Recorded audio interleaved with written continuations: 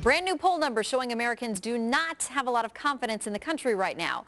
39% say America's economy is getting worse. That's up from 13% just last month. And only 26% say the country is headed in the right direction. That's down 4 points. Again, we're measuring this against March. Those numbers according to the latest CBS News New York Times polls. The Power Panel now. China Okasi is a former educator and founding editor for Madame Noire.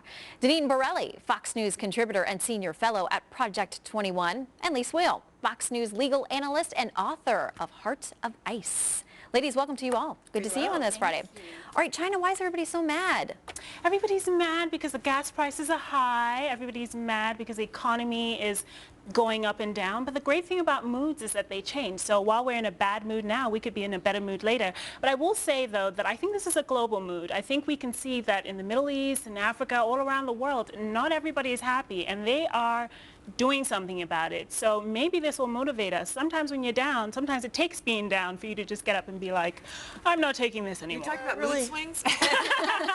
We have 4 women here, and we're talking about mood swings. Okay, that's a whole other topic. But yeah, I mean, I agree with you. You've got gas prices, you've got the deficit. I mean, you've just exploding. You've got Congress that can't come together on a budget to the point, at the breaking point, I should say. Of course we're in a mood swing downward. You've got real estate, but we are an optimistic country. We are not a cynical people, so we will rebound. But you've got to expect this kind of plummet. Yeah, and Deneen, in the meantime, I mean, at least mention this. I mean, people are mad in Washington because they can't seem to get their act together. They're upset with the president. It affects his polling. I mean, when the economy's in trouble, people are going to be mad. Oh, sure. But, rising gas prices, and we also have rising food prices. These are everyday purchases that Americans are making. And so what we're witnessing is really what this comes together. Obama has a war on fossil fuels, and we have to keep that in mind.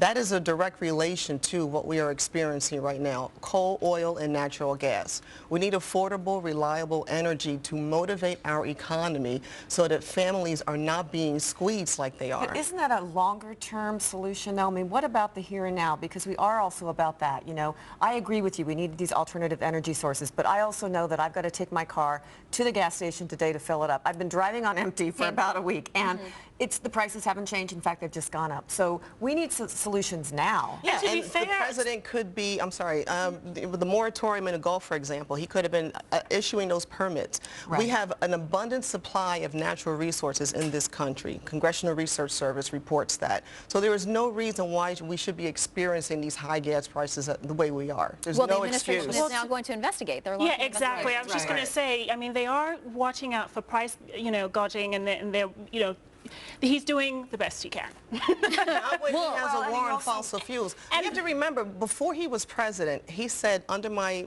energy policy, energy costs would necessarily skyrocket.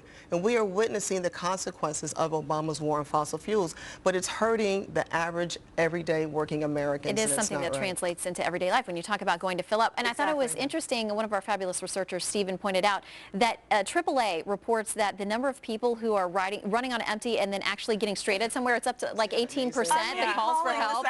So don't go too long.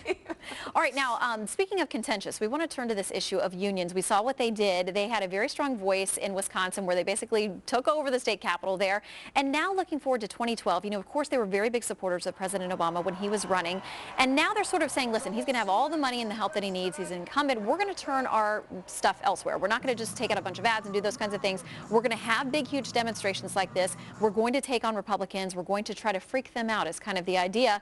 Lisa, is it going to work, or are we going to just get so contentious that nobody's listening? My worry is that, exactly, that when we all scream, it's like if we scream over each other, no one hears anybody. And you think about the First Amendment, which of course we're all in agreement with, but then you can take it to an extreme. The Westboro Baptist Church is a prime example. Picketing at military funerals. Picketing in military funerals. So, at some point, can we pull back and just listen to each other? And I don't know if that's going to happen with what the kind of debate that's already going in 2011 so early. Yeah, but Deneen, I mean, it's funny because both sides want to, or seem publicly to represent that they won this battle in Wisconsin. We've got the Supreme Court state election there that looks like it's going to go with a more conservative justice. But the unions really got fired up. They got so organized, and they were able to tap into their base because of what happened in Wisconsin. They seem energized for 2012. Yeah, well, the union they're desperate right now. And you have to remember that it's a battle between the Tea Party and what they want for fiscal responsibility, small government, and then you have the unions who are pushing their agenda to cover their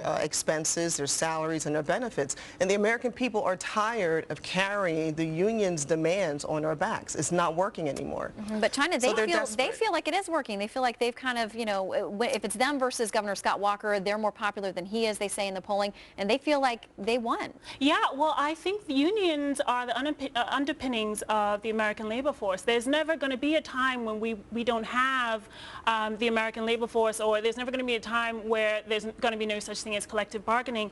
Unions are very important come 2012, Democrat or Republican. You know, when they throw their endorsement behind these campaigns, unions matter. So, of course, they're going to be listened to and they're going to be heard. Well, and don't forget both sides are going to spin it any way they want to for their own PR purposes. Absolutely. All right, now, the topic that has us buzzing during the commercial break before we even got started. A young woman in high school in Washington State decided to fake a pregnancy, and almost nobody knew about it. I mean, her parents, the principal, her boyfriend, and her best friend knew, but the boyfriend's parents didn't even know, and she carried this on for 6 months. Those parents have to be so furious/relieved right now. But Deneen, she was trying to make a statement, and she went before the whole school and revealed not really pregnant after months of faking it. Yeah, and I'm conflicted on this one because on one hand, she went forward with this project and she was trying to make a point, as you said, and she noticed what the stigma in terms of a young teenage girl being pregnant, plus she's Hispanic.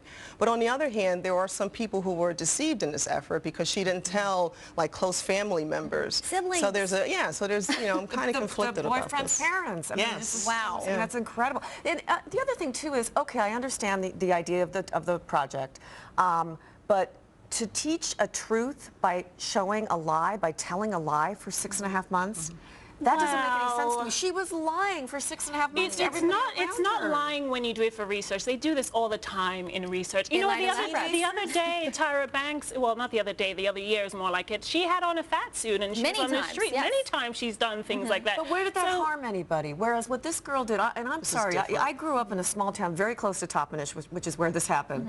And I know this town, I know these people, I know how people, you know, everybody talks in these towns. They're very small American communities. And to carry on a lie like that for 6.5 months and hurt all those people. It's not a lie, though. It's sophisticated research. Sophisticated. All right, sophisticated research. We have to get to our final topic because Kate Middleton, you might have heard there's a royal wedding next week. In her vows, she's apparently going to drop the word obey. She's not going to say it. Diana didn't either. Yes. China, what do you think? Well, you know, she may have been called Princess Di, but she definitely was the original Queen Bee, as I like to call her. And I just love that they are paying, you know, homage to their, well, to his parents, to Prince William's parents, because Prince William is not wearing his wedding band just like his daddy, and she's not doing the whole Bay thing, just like Princess Di. So I think I like it. I think it's, let's hope it doesn't turn out the same way. Yeah, let's hope. Deneen, what's your take on the vows? They're going to be under the microscope no matter what they do. You know, it's just, but it was their personal decision, and I just think anything they do or say is really going to be critiqued from now until she's going to be a role model for young women, and to have the idea that no, we are equals with our husbands. We don't have to obey them every time. You know, I think I said obey. I think I said obey in my vows. Well, I'm old school.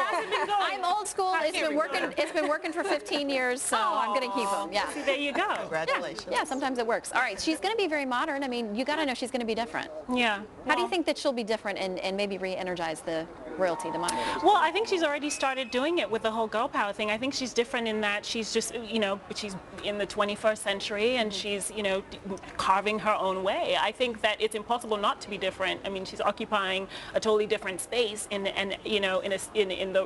royal empire. So I think by virtue of just doing so, she will be. I hope she brings back hats and the fascinators. She does. Right. She does. Her hat, so she really works it with the whole hat. In New York, there's so much wind. You walk out the hat, it blows off. You're running down the street. So Chicago and New York, no hats. All right, Power Panel, China, Deneen, and Lise, thank you all very much. Have a great weekend. All right.